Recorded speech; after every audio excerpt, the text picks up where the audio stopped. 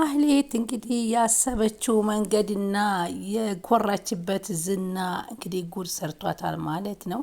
እሱ ዝና እኔን በፍጹም አይጥለኝም አውቀዋለሁኝ እያለች ስትመጻደቅበት የነበረው እንግዲህ አሁን ኤፍራታ ጋር ቁጭ ብለው እኔ እኮ ጀግና ነኝ ጎበዝ ነኝ ሁሉንም ማሳካ እያለች የነበረ እንግዲህ ከወደ ብሩክ ተደውሎ የተነገራትን ነገር ማመን አቃታት። አቶ ዝና ከዚህ በፊት አይዞሽ ቤቱን ያንቺ ይሆናል፣ ምክንያቱም ቤቱን የሚገዛው የኔ ወንድም ነው ሲላት ተኩራርታ ነበረ። እንዲሁም አንድ ክፍል ለመስጠት እንግዲህ እየተደራደረች ነበረ ለኤፍራታ። ብሩክ ግን በዚህ ሰዓት በጣም ጎበዝ ሆኗል። እባክሽ አለደውሎ እባክህ ለምኝልኝ፣ እባክሽ የላክሻቸው ሰዎች እንዳያታልሉኝ ንገሪኝ፣ በዝና በኩል የላክሽው ሀሰተኛ ገዢዎች እንግዲህ ሂጂና አይመጣም በያቸው፣ 10 ጊዜ እየደወሉ አይጨቅጭቆኝ አላት። እሺ እንዳይገባሽ በደንብ አድርገሽ ስሚኝ፣ ቤቱን ለራሴ በማቃቸው ሰዎች ሽጫለሁ፣ እናንተ በላካችሁት ሳይሆን ራሴ ባገኘኋቸው በኩል ቤቱን ሽጫለሁ የሚለው መርዶውን ለመስማት ግራ ገባት። እንግዲህ እንደፈለግሽ ጭራቅ ብሎ ነበር ስልኩን የዘጋው። መጀመሪያ ግን ሲደውልላት ምንጊዜም ከእጄ ወርቃል እኮ እሱ አውቃለሁ እያለች ስትመጻደቅበት ነበረ። ሆኖም ግን ብሩክ እዚህ ላይ በጣም ጀግናና ጎበዝ ሆኖ ዝናንም ሆነ እሷን አንተን ብሏቸዋል። በዚህ መካከል ቅድስት ጋራ እየተጫወተች የነበረችው ምሳሌ ድንገት በኳስ እየተጫወቱ በመመታቷ ራሷን ስታ ተወርቃለች።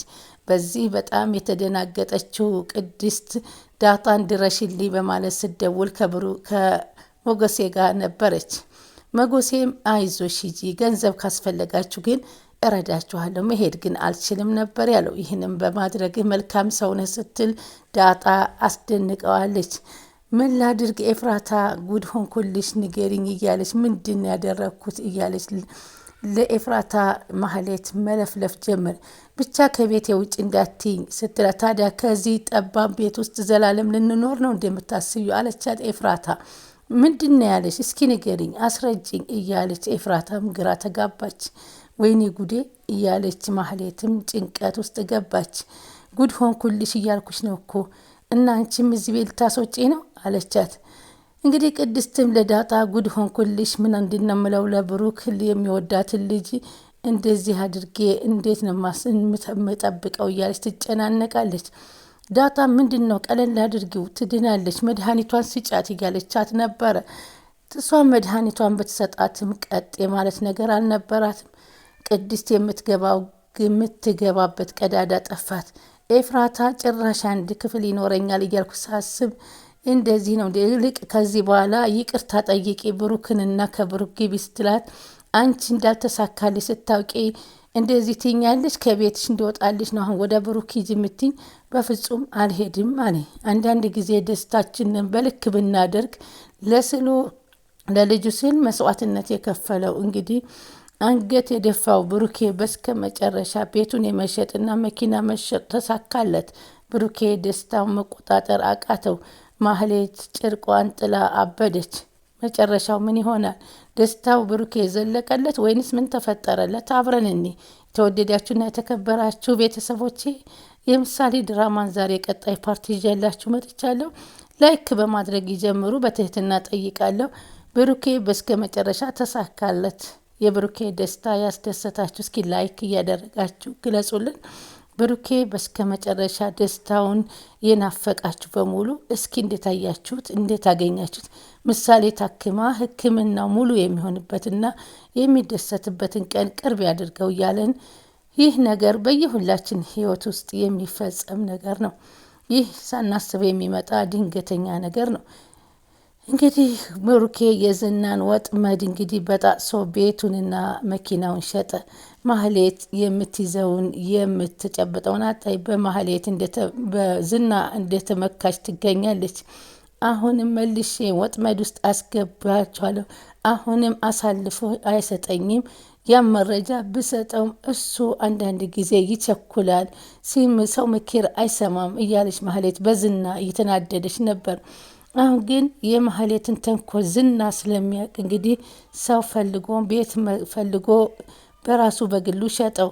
ይህ ልጆቼ ይቅናሽ በይኝ ይቅናህ በይኝ። ነገ አንቺ ታክመሽ ስቀሽ ስትባርቂ እንደ ጓደኞችሽ ትምህርት ቤት ሂደሽ ስትመጪ ሩጠሽ ስትመጪ የማየት ችሎታዬን ለማየት በጣም ነው የጓጓሁት እያለ እጅጉን በጣም ልብ የሚሰብረው የብሩክ ስሜት እንግዲህ በጣም ያየው ሰው በእኔ ላይ ቢሆንስ ቢል ህመሙ ደስታው ያስደስታል፣ ህመሙ ያመማል፣ ሳቁ ያስቃል። ምክንያቱም እንደ ራሳችን ሀሳብ ብናየው ልጃችን ሞት አፋፍ ላይ ደርሳብን በመካከል ብዙ ችግሮች ሲከታተሉብን ምንድን ነው የምናደርገው ብለን ስናስብ እሱ ለልጁ ሲል ብዙ መስዋዕትነትን ከፍሏል ማለት ነው። ለልጁ ሲል ብዙ ተንገላቷል፣ ለልጁ ሲል ተወግቷል፣ ለልጁ ሲል በማይገባ ቦታ ሁሉ ማህሌት ተጫውታበታለች፣ አንበርክካ ማስለቅሰዋለች። በማህሌት ጢፊም ስንቴ ተመትቷል። በስከ መጨረሻም ተሳካለት፣ ተመስገን ብሎ እሱም እያመሰገነ ወደ ቤቱ ነበር ሄደው። ግን ቤት ሲገባ ያጋጠመው ነገር ምሳሌ የማይሆን ነገር ሁና ሲያገኛት ግራን የተጋባው። ደስ ብሎኛል እቀፉኝ ባለበት ሰዓት ግን እባክህ ፈጣሪ አትፈትነኝ በማለት ለቅሶውን አነባ። ደስታው ለደቂቃ ሳይቆይ ወደ እንባው ተለወጠ።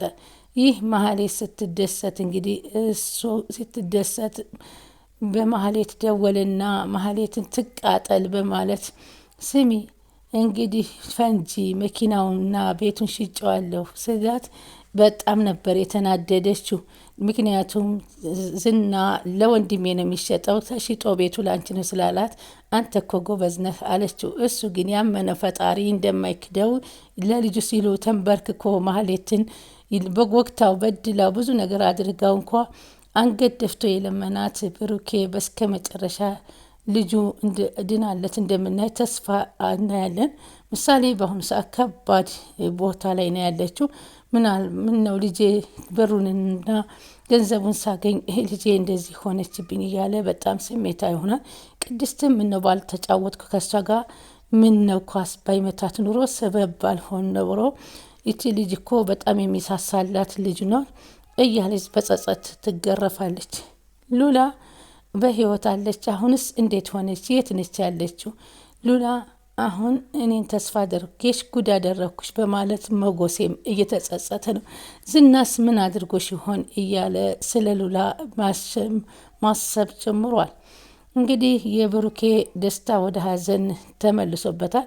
ሆኖም ግን እንግዲህ ያ ነገር ተሳክቶለት በጣም ስትወድቅና አይኗ ሲፈጥ ሲያይ በጣም ነበር ሞተችበት እንዴ ብዬ በጣም ደንግጬ ነበር። እናንተስ?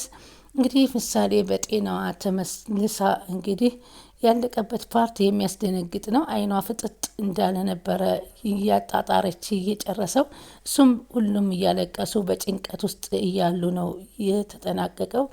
ይህ ነገር እንግዲህ መኪናውና ገንዘቡን ቤቱን ሽጦ ቤቱ ሲገባ ያገኘው ነገርና የተከሰተው ነገር ከባድ ነው። ሁላችንም በእያንዳንዳችን ላይ ቢደርስ ምን ይሰማናል ስንል በጣም መስዋዕትነቱን የከፈለበትን ደረጃ የአባትነቱን ስናስታውሰው በጣም አንተ ልጅህ ልትሞት ይገባታል፣ አንቺ መሞት አለብሽ እየተባለች በማህሌትም አፍ ብዙ ጊዜ ስትባል የነበረችው ምሳሌ መጎስ ደግሞ አሁን በዚህ በኩል ጓደኝነቱን ስቶበት ክዶታልና ተካክደው ባሉበት ሰዓት ደግሞ ምሳሌ ሳትታከም አንድ ነገር ብትሆን ከጓደኛውም ከልጁም ሳይሆን የሚቀረው ብሩኬ እንዴት ታዩታላችሁ? ብቻ እስኪ ፈጣሪ እንዳታሳፍረኝ ብሏልና ጊዜውን ጠብቆ እንግዲህ ደስታውን ይመልስለት። በዚህ ጊዜ ደግሞ ዝና ትልቅ ወጥመድ ውስጥ እያዘጋጀላቸው ይገኛል። እንግዲህ ሞገስንና ብሩኬ እናጠፋለን እያለ ነው። ለእነሱስ ደግሞ ምን ያዘጋጅላቸው የሆነ ወጥመዱን? እስከ ዛሬ ያላንቀላፋው ፈጣሪያችን አለን እያሉ ነው። እንግዲህ ጠላቶቻቸውን ያባርላቸው። ስለተከታተላችሁ ከልብ አመሰግናለሁ።